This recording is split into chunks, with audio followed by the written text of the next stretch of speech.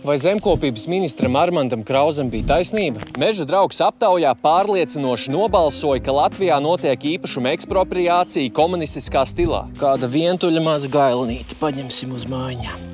Zemju īpašnieki tiek terorizēti. Ret kurš īpašnieks ir gatavs atklāti runāt kameras priekšā, jo vienkārši baidās. Jā, labs suns.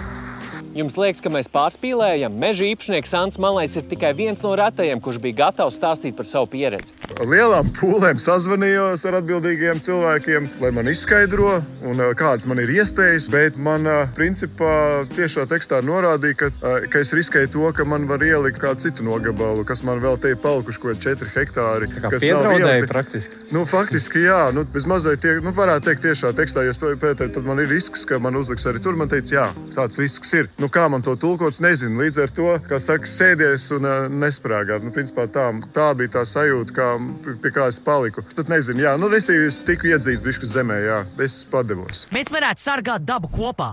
Zemes īpašnieki Latvijā ne tikai vēlas, bet arī ir gatavi piedalīties dabas aizsardzībā.